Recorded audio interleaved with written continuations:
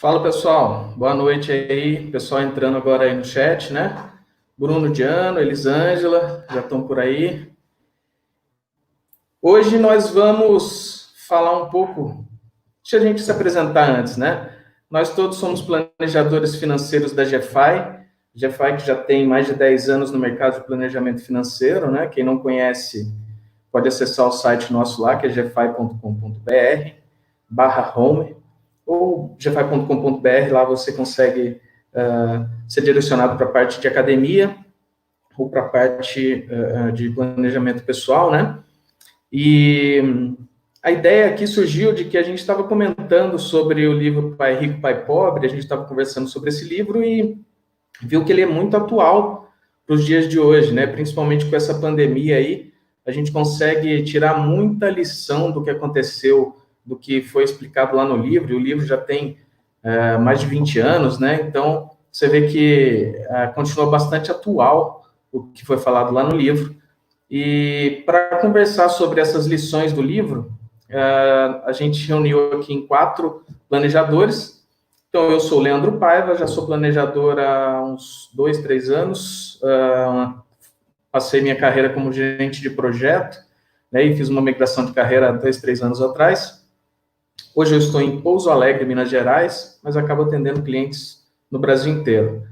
E com a gente está aqui também a Vanessa. Né, Vanessa? Se apresenta aí. Olá, pessoal, sou a Vanessa Zotarelli, trabalho também na GFI, né, como o Leandro comentou, fiz a minha transição de carreira há uns 2 anos, mais ou menos, mas trabalhei 11 anos na área contábil. Eu sou formada em contabilidade, tenho pós em controladoria também, e me veio na oportunidade de transitar de carreira para essa belíssima carreira, né, de planejamento financeiro. A gente tem também aí a Estela. Vamos lá, Estela, se apresenta aí para a gente. Pessoal, boa noite, né? Eu sou a Estela Borgheri, eu também trabalhei minha vida inteira em empresas, então em grandes corporações, já trabalhei na Alcoa, já trabalhei na Serasa, e sempre cuidando da saúde financeira da empresa, então trabalhei em planejamento financeiro bastante tempo, né?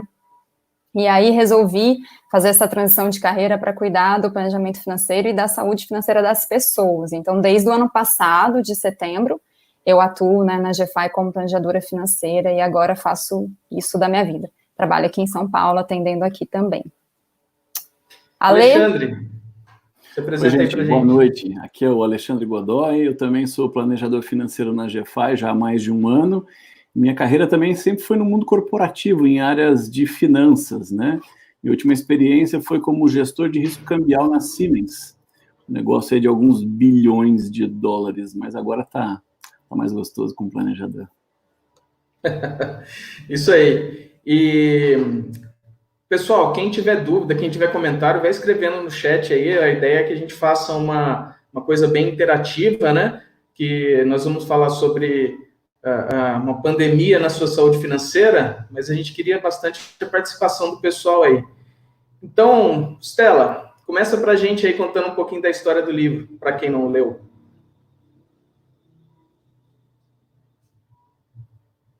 Você está no mudo, Stella. Desculpa, gente. Estão me ouvindo? Agora sim. Estão me ouvindo. Então, vamos lá. Eu vou fazer um resumo, né? Esse livro é um super clássico, acho que todo mundo super indica, quem quer saber um pouco mais de finanças, entender um pouco mais de finanças pessoais, sobre dinheiro, né, especificamente. Ele é um clássico, agora foi relançado aí uma edição atualizada de 20 anos. Mas eu vou falar aqui resumidamente para vocês, quem já leu, para dar uma relembrada, e quem não leu ainda para saber da história. Então, a história é a história do Robert Kiyosaki e do amigo dele, que é o Mike, né? O Robert, ele era filho de um professor universitário, então bem graduado, que tinha mestrado, enfim, uma formação bastante importante. E só que o Robert, ele teve a oportunidade de ter orientação de 2 pais, né? Um era o rico, que ele falava que era o pai rico, e o outro era o pai pobre, né? O pai rico, que ele falava, é o pai do amigo dele, o Mike, né? E o pai pobre era o pai dele, que era um homem instruído, inteligente, mas apesar disso, ele falava que era o pai pobre, né? Ambos eram homens super influentes, bem-sucedidos, mas que tinham visões muito diferentes do dinheiro e de como fazer dinheiro, né? no decorrer da sua vida. Então, um dizia assim, o amor ao dinheiro é a raiz de todo mal. E o outro ele falava que a falta de dinheiro que é a raiz de todo mal. Né? O pai rico falava isso. Então, um dos dois recomendava para estudar arduamente, para poder se formar, ter um diploma, e o outro falava que ele tinha que trabalhar para ter o seu próprio negócio, a sua própria fonte de renda, né? E aí o Robert, ele ficou observando essas duas visões diferentes, porque ele queria escolher um mentor, e ele falou, quem é que eu vou escolher? Qual dessas duas visões que eu vou escolher para ser o meu mentor de vida, para eu aprender a lidar com o dinheiro, né? E o ponto-chave é que para o Robert, né, e que ele demonstra isso durante todo o livro, é que a formação proporcionada pelo sistema educacional que a gente tem, e ainda hoje, a gente pode dizer que é bem assim, ela não prepara os jovens para o mundo que eles vão encontrar depois de formados, né, para atuar mesmo na vida real. Tanto é verdade, e a gente sabe que a gente consegue observar hoje em dia que é verdade, que a gente está passando por uma crise gigante, né, uma crise na saúde que afeta tanto a parte política e afeta a finança de praticamente todo mundo, e a maioria das pessoas, na verdade, a grande maioria das pessoas não está preparada para viver uma crise como essa, né, não estava preparada para isso.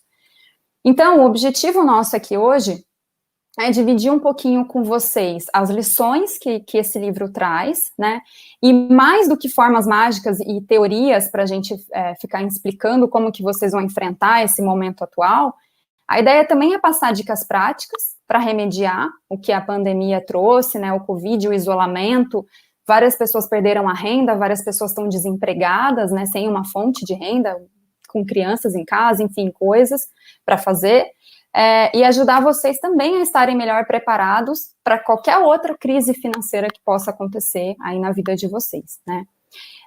Eu vou trazer aqui para vocês um pouquinho dos conceitos-chave que tem no livro, né, começar e depois aí os outros colegas também vão falar de outros conceitos. Antes de mais nada, deixa eu perguntar aqui para vocês, e daí vocês podem participar aí no chat também, podem responder, tá? O que significa para vocês ser rico? Podem colocando aí no chat, a gente vai tentando responder aqui também, conforme vocês vão participando, tá? Cada um vai ter a sua definição diferente do que é ser rico, do que é riqueza. Então, cada um vai dar um valor diferente também para isso, né? E aí, assim, algumas pessoas podem falar que riqueza é ter saúde, outras pessoas é ter um bom emprego, né? Antes dessa crise, eu tenho certeza que vocês tinham uma ideia de riqueza muito diferente da que a gente tem agora. Então, será que antes da crise a gente não reclamava do nosso trabalho?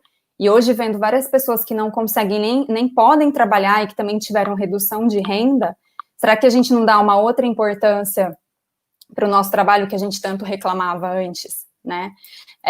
Ou ainda a gente também podia não dar tanta importância à nossa saúde, que hoje a gente tem aqui 100%, quem está saudável, que não é grupo de risco, que pode ir e voltar, assim, que pode, que tem não está tão suscetível ao risco como grupos, enfim. Será que o valor que a gente dava para poder ver os amigos e estar com as pessoas que a gente gosta, hoje não está diferente? Então, assim, cada pessoa, o Bruno está colocando, né, seu investimento pagar seu custo de vida até sobrar a parte para viagens, então, isso é uma riqueza, é o que seria riqueza para ele, né. Então, assim, eu coloquei alguns exemplos aqui. Riqueza pode ser você ter muito dinheiro, pode ser você ter muito tempo, pode ser você ter uma vida saudável, conseguir, né, praticar exercício, se cuidar da saúde, ter amigos, ter família, né. E aí, isso leva a gente a pensar em uma outra pergunta, né. Depois que a gente entende o que é essa riqueza, o que cada um considera uma riqueza para você, a gente tem um conceito-chave no livro que o Robert Kiyosaki fala bastante também, que é sobre inteligência financeira. Coloquem aí também o que vocês entendem por inteligência financeira aqui para a gente conseguir trocar, né? Aqui no slide, o que eu coloquei? Eu tem algumas frases que são bem importantes no livro, e essa é uma delas, que a gente vai parafrasear aqui. Então, a inteligência financeira, ela resolve problemas e gera dinheiro. Então, o dinheiro sem a inteligência financeira, ele é um dinheiro que vai desaparecer depressa, né? Tanto é verdade que a gente vê ganhadores do Big Brother Brasil, coloquei aqui 3 exemplos, mas assim, o Domini, né? Enfim, pessoas que... o Rodrigo Cowboy, pessoas que perderam todo o dinheiro que ganharam, ou porque fizeram escolhas erradas, gastaram muito, ou porque não souberam investir, também tem casos assim. Tem quem ganha na Mega Sena, ter saúde e independência financeira, alguém comentou aqui, então isso também é inteligência financeira. O pessoal que ganha na Mega Sena, que muitas pessoas, eu fui pesquisar, vi várias pessoas que ganharam e perderam tudo, tem até um livro do Gustavo Cerbasi que gerou, que é o Casais Inteligentes Se Enriquecem Juntos, que gerou aquele filme Até que a Sorte nos Separe, que eles ganham na loteria e perdem tudo. E é verdade, muitas pessoas perdem tudo. E aqui tem alguns casos de alguns atores também, né, que foram perdendo as suas fortunas ou investiram errado. Tem o Brendan Fraser, que é o astro da Múmia, enfim, Nicolas Cage, vários, né.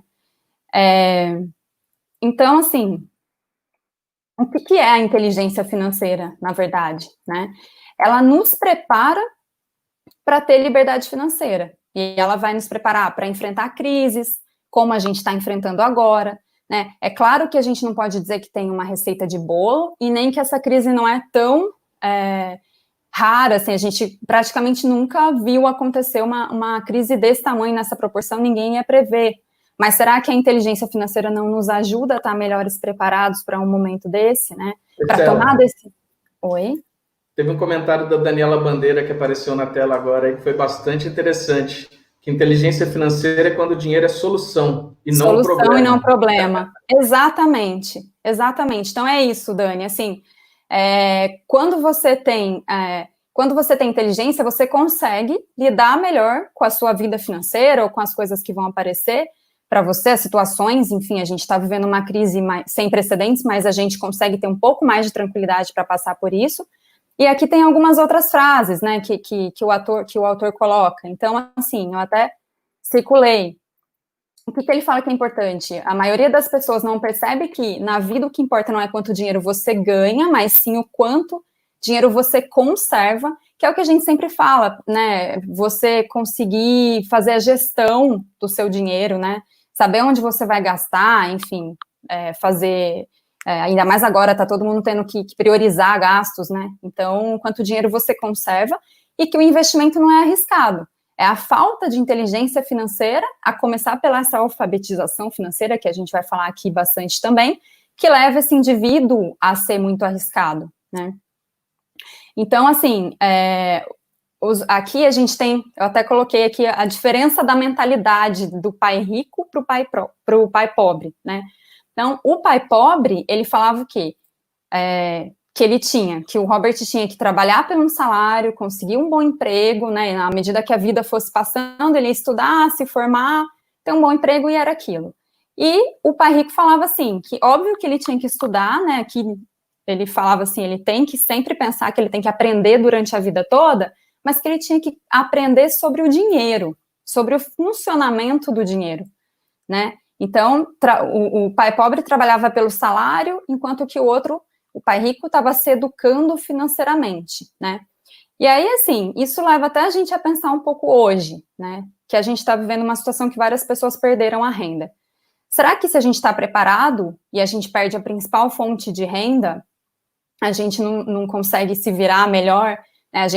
Com certeza a gente plantou alguma coisa, foi aprendendo, foi cuidando dos seus negócios, foi fazendo crescer seu patrimônio, e daí chega um momento que se você perde a sua principal fonte de renda, que é o que está acontecendo com muitas pessoas hoje, a situação fica um pouco mais tranquila de passar, ou menos complicada, né? Então, isso é algo que ele sempre leva a gente a pensar no livro, né? Como que você faz o teu dinheiro trabalhar para você. Então, a liberdade financeira, né, o que ela vem a ser, então? Coloquem aí também, vocês estão colocando o que vocês acham que é liberdade, independência, enfim. quando os seus ativos são suficientemente grandes para crescerem por si próprios. Ou seja, se você trabalhar ou não, você pode aproveitar do seu patrimônio, né? E aí eu até deixo uma reflexão aqui para vocês, que é a chave de tudo que ele ensina, enfim, que ele leva as pessoas a pensarem ou a entenderem nesse livro. Será que hoje, né, se cada um de nós tivesse uma situação financeira mais confortável, ou vamos dizer assim, um pouco mais de liberdade financeira, se a gente já tivesse juntado ali nosso colchão de segurança, pensado um pouco na organização das nossas finanças, a gente hoje, né, não estaria numa situação um pouco mais confortável, né? Eu acho que esse é o grande pensamento também que leva ao sucesso do livro, porque ele fala, você precisa prestar atenção no que você está construindo durante a sua vida, entendendo esse funcionamento do dinheiro para que você consiga fazer escolhas mais inteligentes, né? Então, isso é uma reflexão aí para a gente discutir ao longo desse webinar. E a gente está falando muito de ativos, que seus ativos são suficientemente grandes para crescerem por si próprios, mas o que são os ativos? O que são ativos e o que são passivos? E o que isso tem a ver? Então, eu vou deixar aí com a Van, que vai falar um pouquinho mais sobre a diferença desses dois e o que vem a ser cada um. Legal, Estela. E é até interessante, né, a gente falou dessa releitura do livro, como eu comentei com vocês na minha apresentação, eu sou formada em contabilidade, trabalhei 11 anos na área. Quem é contador, manda um oi aí no chat também. Então, essa palavra ativo e passivo, ela é muito comum, né, nos termos ali de contabilidade. E aí eu vou contar aqui para vocês essa diferença, né, de ativo e passivo diante dessa situação, né, pai rico e pai pobre, e como a gente pode ter um olhar perante a crise que a gente está vivendo hoje, tá? Então, antes de eu começar a explicar exatamente, né, a diferença de ativo e passivo, eu vou colocar algumas imagens aqui para vocês, e eu gostaria que vocês colocassem aí no chat se vocês classificariam como ativo ou como passivo, tá legal? Vou compartilhar aqui com vocês. Então, imagina aí cartões de crédito, boletos, cartão de débito também. O que vocês colocariam, né? Ativo ou passivo? E se fosse esse carro aqui? Um Creta, vermelho, novinho em folha. Eu amo carro vermelho. E vocês? Vocês acham que é o quê? Um ativo ou um passivo? O Paulo é contador. Colega de profissão, Paulo. E essa casa? Tendo uma casa própria, tá, gente? Aquela casa que você vai todos os dias, seu lar, ou também uma casa de veraneio, mas que seja sua, que seja uma casa própria, tá bom? Ativo ou passivo? Legal. Mas aí, se você tivesse um jatinho, um iate, um carro esportivo desse jeito, ativo ou passivo? Aí tem aqui a Elisângela colocando, ativo que vira passivo. Temos uma contadora, a Eli Vivian, a Eli. Quem mais aqui? O pessoal colocando cartão, carro, são passivos. E aqui o Rodrigo colocou uma observação interessante, né? Que é exatamente o que eu vou explicar agora, Rodrigo. Que ele colocou, depende do uso deles, né? Se te gera dinheiro, é ativo. Se for para uso e tirar dinheiro, passivo.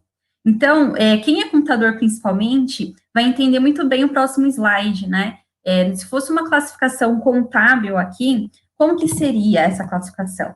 Então, a gente teria ali o carro, a casa como ativos, e o passivo, os cartões, as dívidas, né? Então, até aquela questão, né, do contador. Se você tem mais ativos do que passivos, você tem o patrimônio positivo, ou se você tem mais passivos do que ativo, a gente tem o passivo descoberto, é o termo bem de contador, né? E a gente teria, então, um patrimônio líquido negativo, tá bom? Mas, trazendo aí o conceito do pai rico, pai pobre, na realidade, ele classifica isso aqui de uma outra maneira. Então, vamos ver como que fica? Ele classifica tudo como passivo, né? Então, o pai rico, né, que é discriminado no livro, que é o amigo do Robert, é o pai do amigo do Robert Kiyosaki, então ele classificaria tudo como passivo. Por quê? Porque tudo tira dinheiro do seu bolso. Então, por exemplo, o carro. O carro, por mais que seja ali útil no seu dia a dia e tudo, é um bem de consumo. Então, você tem impostos, né? Você tem o IPTU, o IPVA, desculpa, tem combustível, tem seguro, né? Vocês já ouviram falar aquela frase? Ah, carro que sai da concessionária já perdeu seu valor. Por quê? Porque ele deprecia também, ele perde valor todos os anos. Se você for consultar o seu carro na tabela FIPE, você vai ver a desvalorização dele, que também na área contábil a gente chama de depreciação. Então, na realidade, ele mais tira dinheiro do seu bolso do que gera dinheiro para o seu bolso, né? E aí você pode me perguntar, ok, mas e a casa?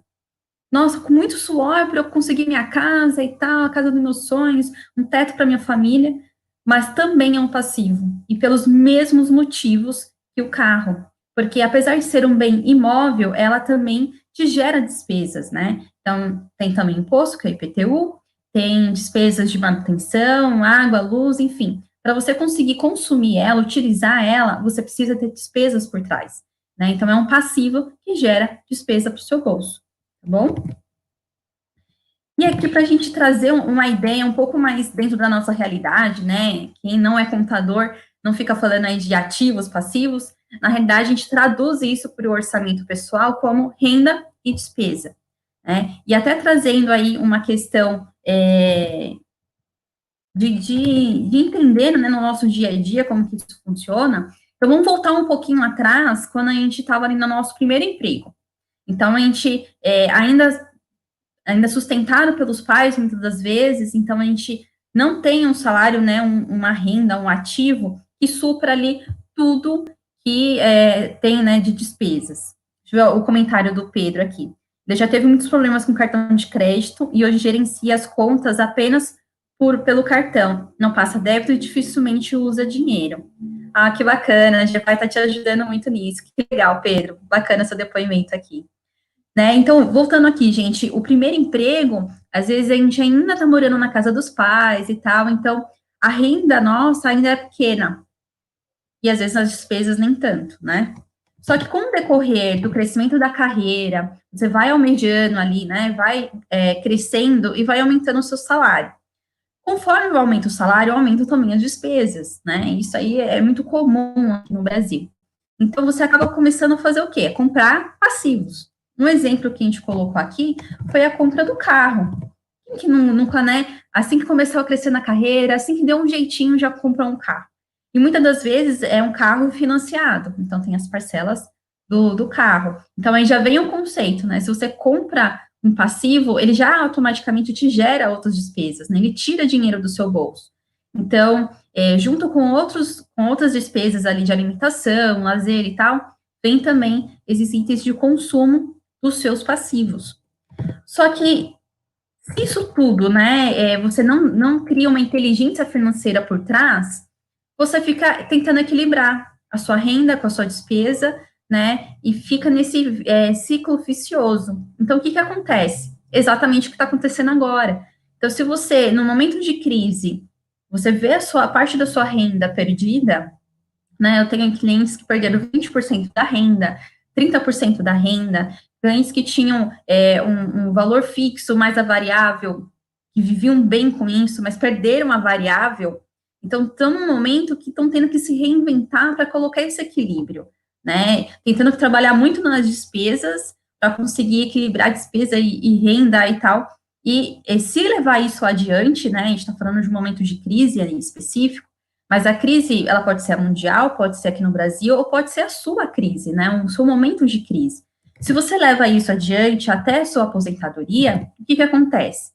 Muito provavelmente você vai contar ali com a INSS, que hoje em dia a gente nem sabe, né? Para quem é um pouco mais jovem, ali perto dos 30, não sabe se vai ter INSS, né? Mas aí, contando com o INSS, ajuda de parentes, de amigos, vai dar um choque de realidade, a conta não vai fechar, né? O que vai acontecer? Você vai ter mais despesas, né, do que renda.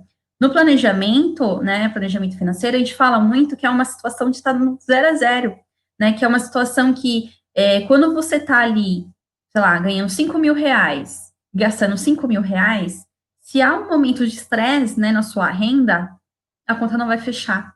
Você não tem nada que vá suprir aquilo, né? E o que vai suprir é o colchão de segurança, a reserva de emergência, né, que tanto se ouve falar ultimamente. Então, pensando aqui no outro lado, né, com uma inteligência financeira que traz aí esses fundamentos no livro Pai Rico, Pai Pobre, e trazer até para a situação atual que a gente está vivendo hoje, o ideal, então, é você ter o seu orçamento familiar com base em inteligência financeira, né? E de acordo com o livro, é o quê? Comparar ativos que geram renda, e essa renda, sim, você pagar as suas despesas, né? E uma delas, que é muito importante hoje, que todo mundo está falando, é a reserva de emergência. Para quem não tem uma reserva de emergência até o momento, está fazendo muita falta. E caiu a ficha para algumas pessoas que agora, mais do que nunca, ter uma reserva de emergência faria diferença para esse mês que passou, para os próximos meses também, né, diante a crise. Então, a ideia do livro é você realmente comprar mais ativos do que passivos, né, você conseguir equilibrar isso, mas ter o equilíbrio do outro lado, né, você comprar mais ativos do que passivos, ativos que possam te proporcionar uma renda, né, fora a sua renda principal, para ir suprindo, então, o pagamento das suas despesas no passivo. E isso, se você, né, aprende isso hoje, né, no momento de crise, e leva isso adiante, a gente já vai ver como que vai funcionar depois. Vamos ver aqui o comentário do Rafael. 65% das pessoas que se aposentam precisam continuar trabalhando ou precisam de ajuda de outras pessoas para poderem sobreviver. Exatamente, Rafael, é uma falta de planejamento financeiro, né? Então, bom, pelo menos no meu caso, a maioria dos meus clientes está na faixa de 30 anos. E é o que eu falo para eles, tem tempo para correr atrás, né? Então, a gente precisa de um planejamento ao longo da vida para chegar lá na frente, a gente conseguir viver com uma tranquilidade, né? E ter ativos suficientes para suprir, então, nossas despesas e viver com independência financeira, né? Então, no próximo slide aqui, que eu vou mostrar para vocês, trabalhando dessa forma, né, comprando mais ativos do que passivos, deixar de comprar passivos é difícil, né, hoje em dia, a gente quer comprar um carro, quer comprar uma casa, enfim, não há problema, desde que seja feito com inteligência. Então, comprar mais ativos do que passivos pode ajudar você a fechar essa conta no futuro. Então, gerando aí essa independência financeira, a sua renda, né, ela pode ser uma renda principal, o recebimento de juros e dividendos, né, que vão ali cobrir todas as despesas, né, que você tem. E o legal disso, né, para resumir até essa questão de ativo e passivo, resumidamente, passivo te tira dinheiro do bolso e ativo te faz, né, crescer aí o seu rendimento, você ter uma renda de uma forma que cubra as suas despesas no passivo. Tá? Se ficou alguma dúvida, gente, vai mandando aí no chat também, tá bom? E para finalizar essa parte de ativo e passivo, eu separei aqui 2 frases do livro que me impactaram muito e que é muito real, né? Apesar de ter sido escrito há 20 anos atrás, é bem atual. Né? As pessoas pensam com que mais dinheiro vai resolver seus problemas. Não necessariamente, gente, não vai resolver. Por quê? Porque se você não gasta com qualidade, do que vai adiantar? Né? Então, um exemplo, se você tem aquele exemplo que eu dei atrás, né? Se você tem 5 mil reais, né, de renda e gasta 5 mil, se você não mudar a sua mentalidade, o seu comportamento, se você ganhar 10 mil, você vai gastar 10 mil. Né? Então, não vai resolver. Você pode ganhar, viu o exemplo que a Estela deu dos Big Brothers? Então, ganhar mais dinheiro não é o que vai resolver, e sim a sua mudança de mentalidade. A mesma coisa que algumas pessoas, elas não ficam ricas, não é por conta do desejo, né? Não é porque elas não querem se tornar ricas, mas sim também o medo.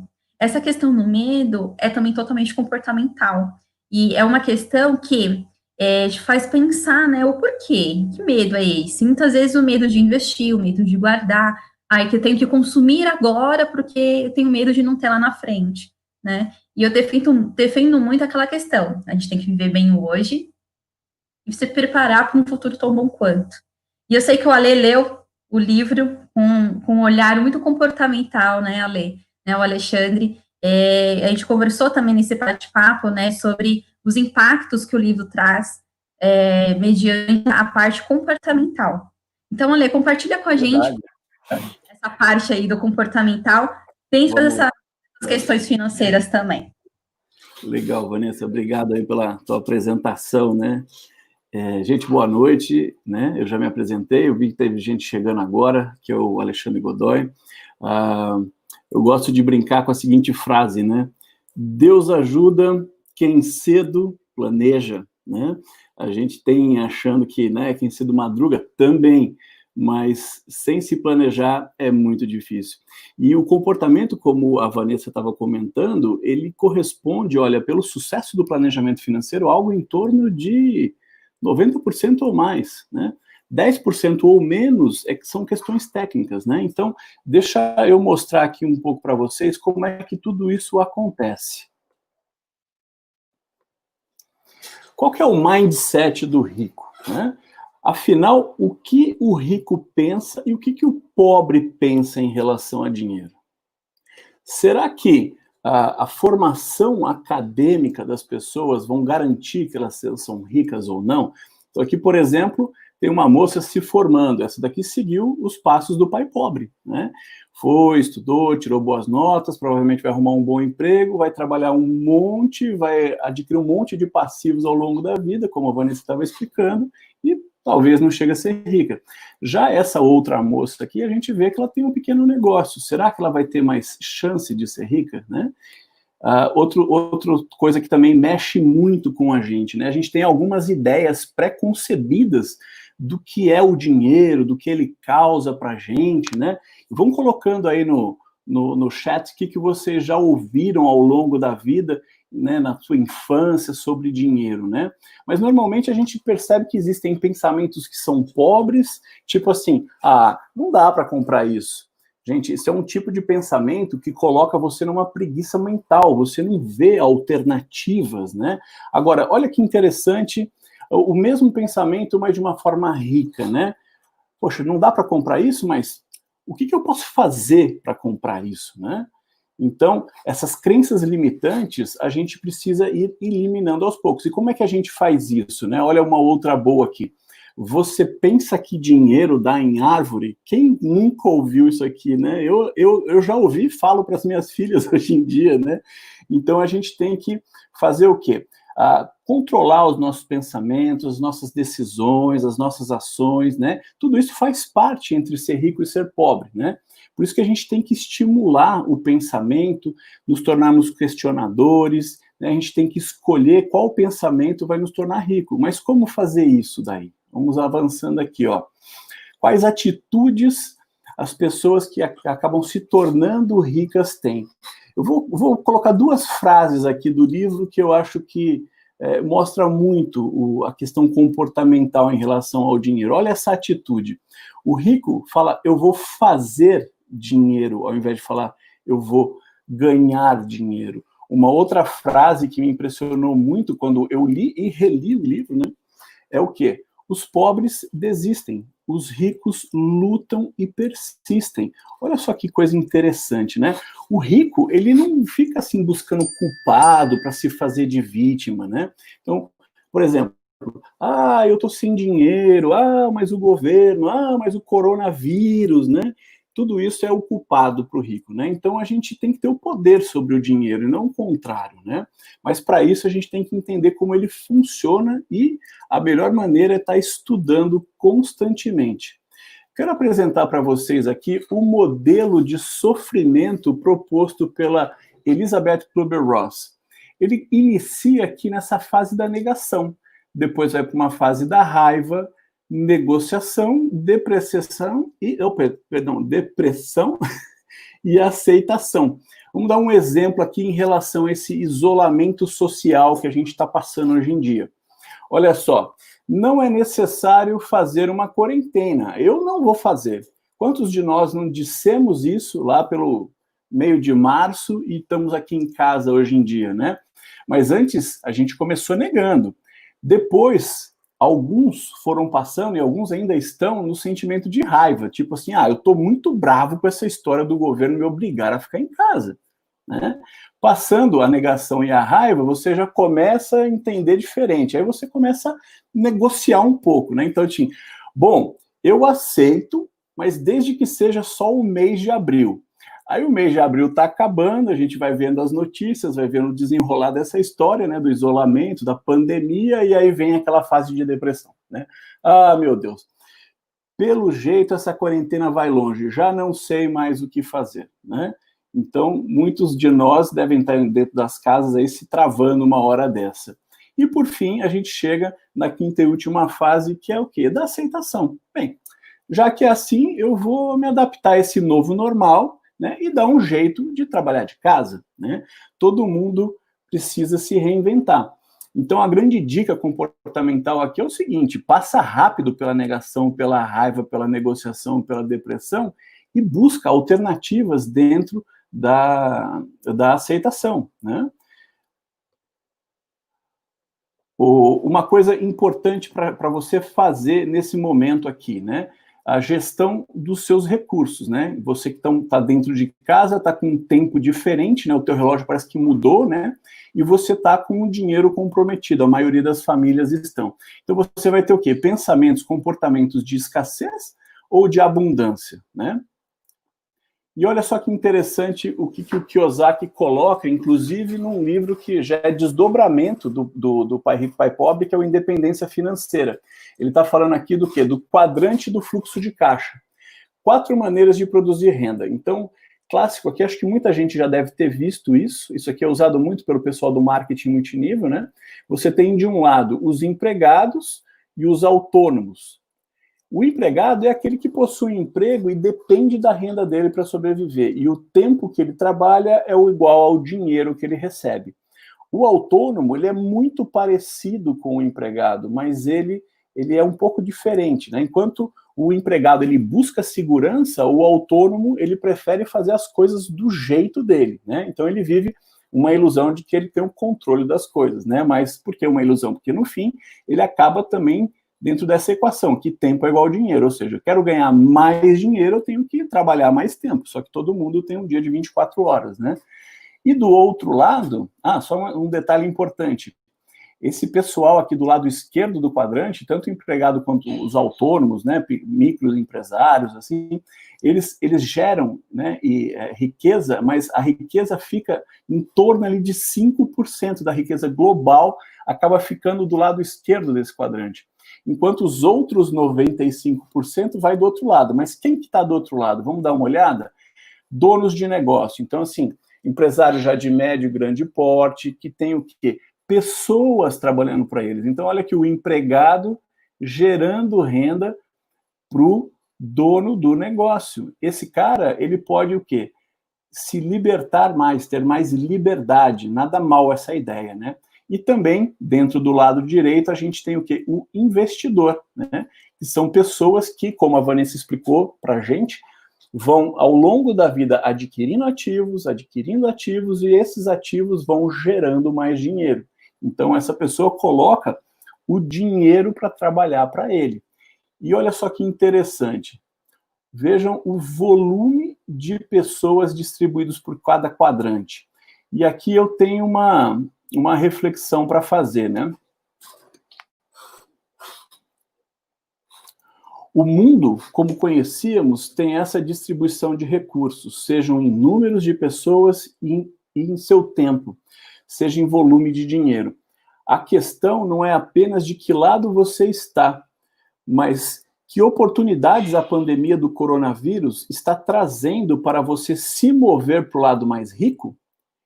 E mesmo se você esteve lá no lado mais rico, cuidado, pois a pandemia do coronavírus está colocando em xeque-mate todo esse sistema. Como será? Ninguém sabe. Mas hoje você está aprendendo coisas novas, ou como nós, relembrando coisas valiosas que já sabíamos. A questão é, invista no seu tempo, invista no seu desenvolvimento pessoal. E para falar disso, eu vou convidar o meu amigo Leandro, né? Mas antes disso, seja inteligente, faça a sua parte, lave as mãos e usem a máscara, tá bom? Obrigado, gente. Leandro, tá com você agora. É isso aí, Ale.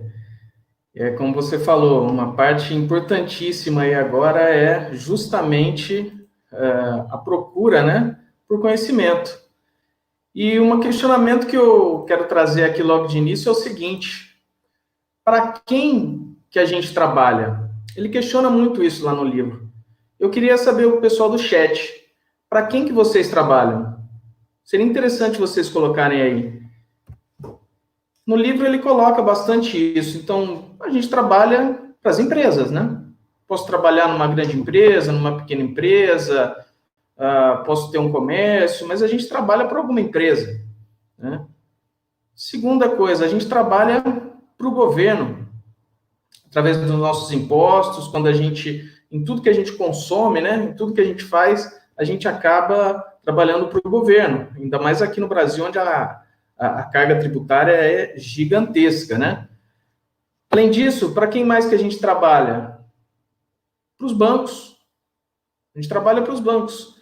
Muitas vezes, a grande maioria das vezes que a gente vai fazer uma compra, principalmente de valores elevados, o que a gente faz? A gente financia, a gente pega um empréstimo do banco, então a gente está pagando juros. Então, a gente trabalha para o nosso empregador, para o governo, para o banco, mas está faltando alguém aqui, né? Que a gente deveria trabalhar, que é para a gente mesmo. Exatamente. E isso não quer dizer que você tem que ser dono de um negócio. Não necessariamente. Trabalhar para a gente mesmo quer dizer que a gente vai colocar o nosso gasto na nossa prioridade. Então, quando eu receber meu salário, por exemplo, eu sendo empregado, eu tenho que destinar o meu salário primeiro para mim. Como se eu estivesse pagando a mim mesmo, né? É que, na verdade, a gente não faz isso durante na nossa gerência das nossas finanças. E aí, o que acontece? A gente primeiro paga o governo, paga os impostos, paga o banco, compra isso, compra aquilo, só compra passivo e você não se paga. Então, a partir do momento que a gente muda a nossa forma de ver, a nossa forma de entender, a gente começa a colocar a gente em primeiro lugar. A gente, quando a gente começa a trabalhar para a gente mesmo. Isso não quer dizer ter um negócio próprio, né?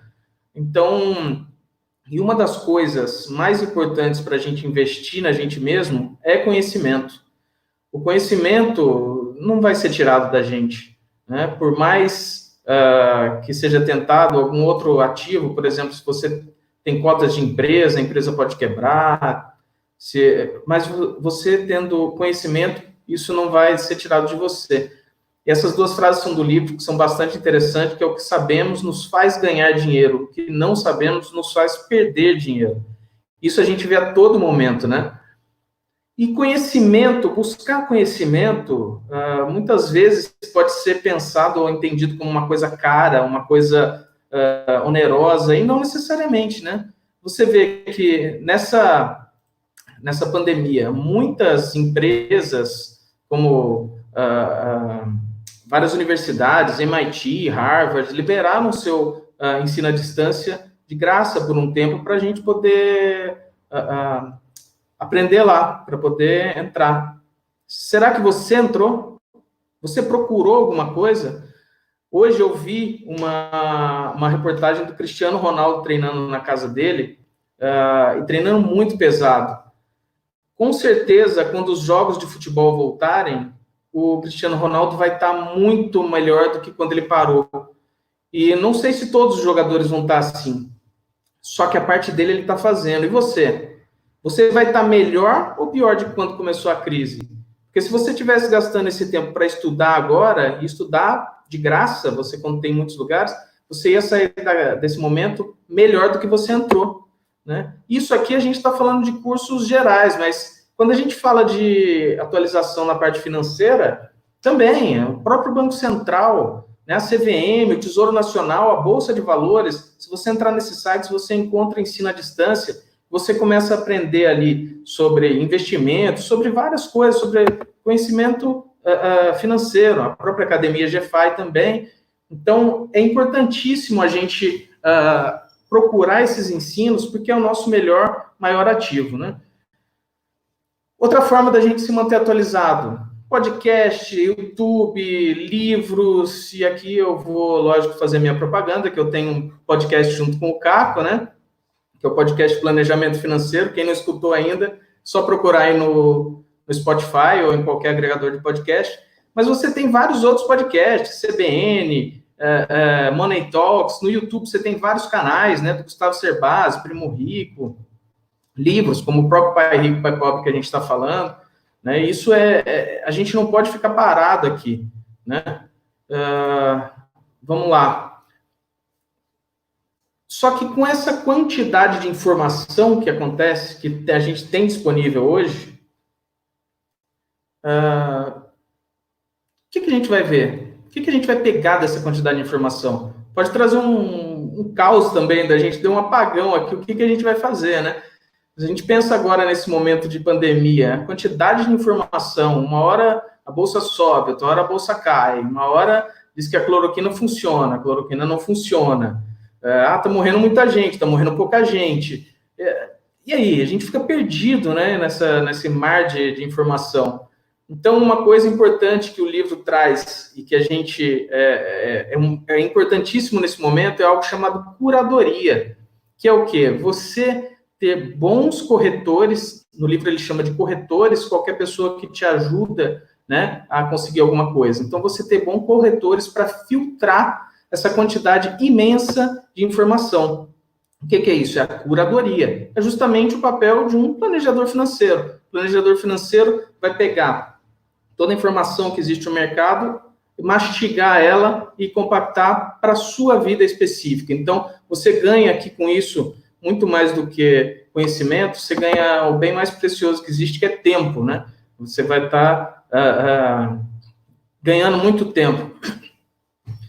Aí você vê a aluna da APF aqui mandando comentário, igual a gente falou, é a hora de estudar, né, para colher os frutos depois da pandemia. E é interessante isso que ela falou da questão de colher os frutos, porque é o seguinte, você só vai conseguir plantar hoje a semente do que você sabe que você quer lá na frente, porque se você sabe que você quer laranja, você vai plantar laranja. Agora, se você não sabe o que você quer, o que você vai plantar? Você não vai plantar nada, porque se você não sabe o que você quer colher, né? Então, isso é importante entender. O livro, ele fala também do cone da aprendizagem, que não é criação do Kiyosaki, mas é bem interessante o que ele traz. Não sei se todo mundo está conseguindo ver na tela, mas eu vou passar ele de uma forma interessante aqui. O cone da aprendizagem diz que 10% do que a gente lê, a gente acaba se lembrando. Como ler um livro, por exemplo. 20% a gente acaba se lembrando quando a gente escuta alguma coisa, por exemplo, um podcast, né? A gente se lembra de 30% do que a gente vê, por exemplo, uma foto, um filme. 50% de quando você vê uma demonstração, né? Por exemplo, assistir uma palestra, assistir essa live. Você consegue se lembrar de 70% de quando você participa de uma discussão, quando você dá uma palestra. Por exemplo, a gente trazendo para o mundo do planejamento financeiro, é algo como que a gente chama de clínica financeira, né? Que é o primeiro momento que você encontra com o planejador. E você acaba se lembrando de 90% quando você faz. Por exemplo, quando você faz um planejamento financeiro, você está simulando uma experiência real. E isso é muito importante, porque não adianta a gente gastar nosso tempo, todo o tempo, com algo que a gente vai aprender pouco. É melhor a gente focar nosso tempo em algo que a gente vai aprender bastante, né? E o livro, tentando para fechar aqui essa geral, né, que a gente já está chegando perto do horário do final aqui, ele traz 10 itens que seriam interessantes para a gente seguir na nossa vida, né, para buscar essa inteligência financeira. Eles são bem simples, na verdade, e a gente já falou da maioria deles aqui, mas eu vou passar um por um. Então, eu preciso de uma razão maior do que da realidade. Ou seja, no fim das contas, todo mundo quer ser rico, mas quem quer pagar o preço para ser rico? Então, se a gente não tem um objetivo maior do que simplesmente ser rico, dificilmente você vai conseguir aguentar essa pressão, né? O número 2, você tem que fazer escolhas todos os dias.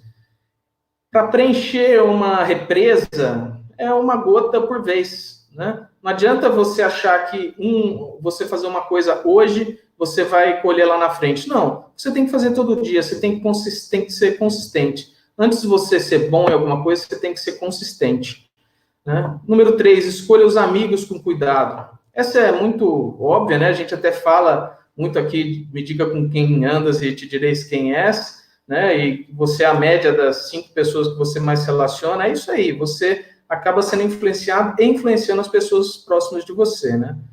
O número 4, domine uma fórmula e então aprenda outra. Por exemplo, tem muita gente que diz que você é o que você come, né? No livro ele diz que você é o que você estuda. Então, se você estuda muito gastronomia o tempo inteiro, é muito provável que você vai fazer alguma coisa relacionada à gastronomia. Então, se você quer fazer algo, se estude, se dedique àquilo, que provavelmente aquilo vai ser mais fácil para você, né? O número 5, que a gente falou ali atrás, pague a si mesmo primeiro. Essa é a mais simples, mas é a mais complexa de executar, né? Porque ela precisa de uma autodisciplina que não é fácil, né? Esse termo ele tirou do livro O Homem Mais Rico da Babilônia, de George Clason, e ele realmente mostra isso no livro, que, assim, apesar da simplicidade, ela é muito difícil de colocar em prática, porque a maioria das pessoas quer atingir o objetivo, mas não quer pagar o preço para chegar lá, né? No número 7, a gente tem um item interessante que é pague bem seus corretores. É como ele chama qualquer pessoa que ajuda ele. E uma das coisas que ele cita no livro é justamente isso, que a gente comentou ali atrás, sobre a curadoria. Que a gente tem uma quantidade de informação tão grande que provavelmente você pagar alguém que seja bom para fazer algo, como, por exemplo, puxando a sardinha para o nosso lado aqui, do planejamento financeiro, vai ser mais barato do que você pesquisar, separar o joio do trigo e gastar todo esse tempo. É melhor você gastar esse tempo com algo que você produza, que você consiga gerar algo bom para você, né? Número 7, seja um doador índio. São investidores que sabem dar mais atenção ao retorno sobre o investimento, né? É o pessoal que procura realmente ter uma inteligência financeira. Esse termo, ele conta uma historinha lá no livro, por que vem isso aí, né? O número 8, ativos compram supérfluos, é justamente o que foi falado lá atrás pela Vanessa. A partir do momento que você começar a investir em ativos, mas os seus ativos estiverem gerando renda e você comprar os supérfluos com esses ativos, com a renda desses ativos, você está vivendo uma vida muito próspera, né?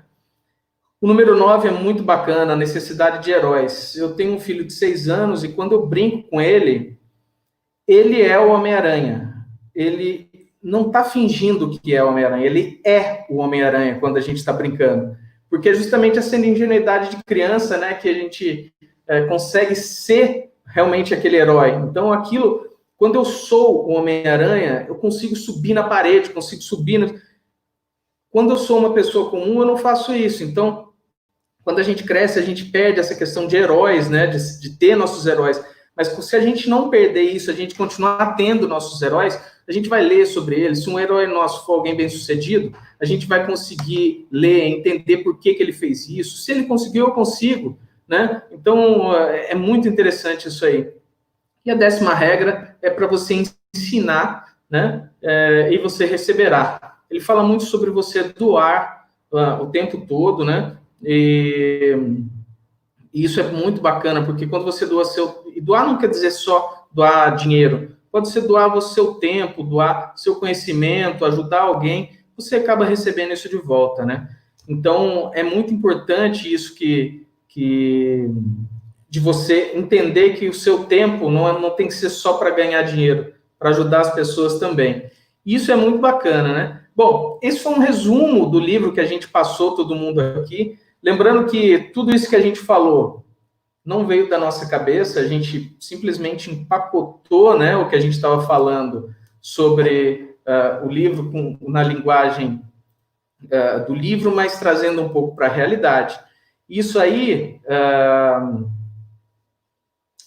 me... Espera aí que eu perdi meu mouse aqui, achei. E justamente nesse momento que a gente está numa pandemia, esse livro faz a gente acordar para isso. Se eu começar a investir em ativos, me preparar para uma próxima, estiver bem regrado, entender que eu posso me preparar, que não é quanto eu ganho, mas sim como eu me planejo, como eu penso a minha vida financeira, você consegue se preparar melhor para a próxima. E aproveitando esse momento aqui, eu queria até contar de um novo produto, né, de um novo serviço que a gente está fazendo aqui, que chama aconselhamento financeiro, e porque nesse momento de crise, né, o site está passando aqui embaixo, quem quiser entrar lá mais para conhecer melhor, nesse momento de crise a gente viu que a gente precisava atingir mais pessoas, porque realmente a gente notou que muita gente mesmo, não estava preparada, né, para esse momento. E a gente, inclusive, teve o SOS Minhas Finanças, que a gente estava dando aconselhamento gratuito para as pessoas, e que foi muito bom, foi fantástico, muita gente atendida. E agora a gente tem esse aconselhamento financeiro, que é uma conversa de 1 hora com o planejador financeiro para a gente endereçar os nossos maiores problemas, né? Entra no site, se vocês tiverem alguma dúvida, pode mandar para a gente também. Bom, pessoal aqui de cima aqui também, queria agradecer a presença de todo mundo aqui, foi muito bacana poder compartilhar aqui com vocês, legal que vocês interagiram bastante aqui, e esperamos que vocês tenham aproveitado um pouco aqui, né, e se quem tiver alguma dúvida, quem tiver alguma coisa, nossos contatos estão aqui na tela. Doar seu ouvido? Nossos contatos estão aqui na tela, então pode entrar em contato com a gente vai ter prazer em conversar com vocês mais sobre qualquer um desses assuntos aí, tá joia? Obrigado, gente. Obrigada, gente. Obrigada, pessoal, pela presença. Até.